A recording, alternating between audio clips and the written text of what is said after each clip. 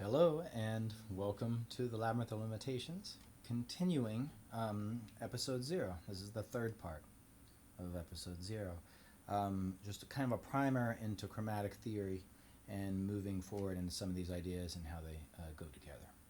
Now we're going to look at a famous passage from the repertoire for music students when you're first learning about chromaticism, or at some point in the conversation about chromaticism. It comes up a lot in textbooks. And it is called the Tristan chord, or you could say the Tristan progression, because it's really about how the chord is used. And it's from the prelude to Wagner's opera Tristan and Isolde. And also it happens throughout the opera. Here's the basic sound of it. If you've seen the movie Melancholia, it's featured heavily in that movie.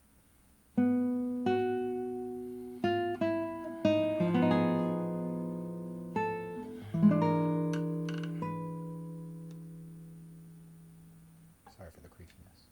He does that in lots of ways and he doesn't resolve it. So he goes...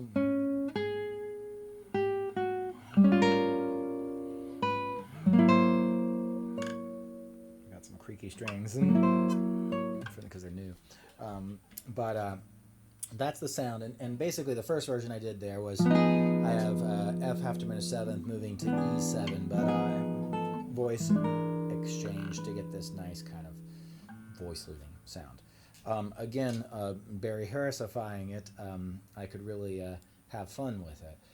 If I look at the Tesseract, I can see F half diminished seventh there, and then if I pass through, I skip over F fully diminished seventh, go to the other side of it, and I can find my E7 there. So what Wagner is doing is kind of playing with the neighbors. Actually, later in the opera, he does a more traditional progression, which would be this. And then he just doesn't do the one, but this is what you would expect in a minor key. So that's the sound in the minor key. That's the minor key type of sound, right? So that's a 2-5-1 in a minor key. But what he's doing is instead of doing, that's B half diminished seventh. So I'm thinking of it as D minor 6 because I'm so used to it. It helps me improvise when I start moving through things.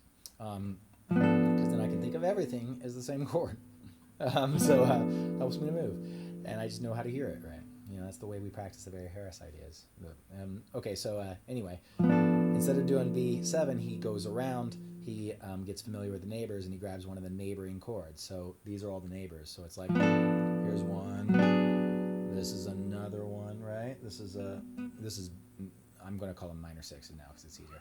So B minor 6, this is D minor 6, this is F minor 6, and this is A flat minor 6, right? And so they have a similarity in sound. And by the same token, the E7 could be replaced by something else. But really, Wagner tends to replace the first chord. And let me show you. So I love the sound of this little thing. So with Barry Harris, I can go like... And then maybe...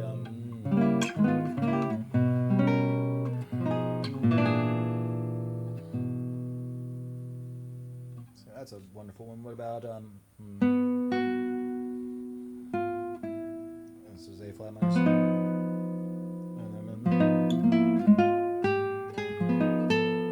And then oh, that's cool. I like that one. So that one is I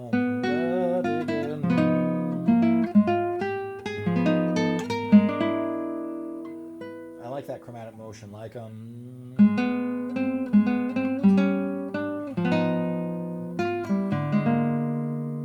that's a nice one. So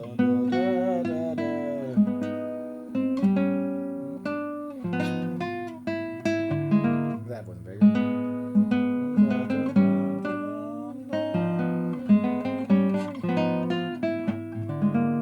Like that. And I'm always resolving. Don't have to though.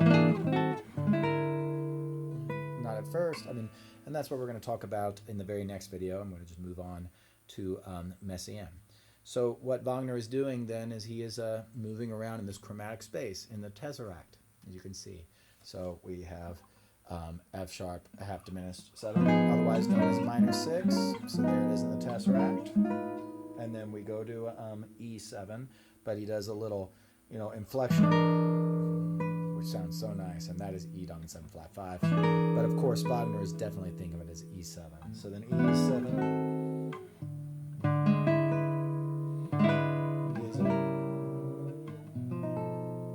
Did I do the wrong one again?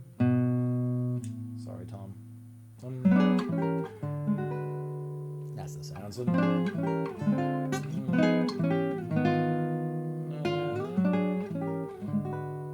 there's E7. Do it that way.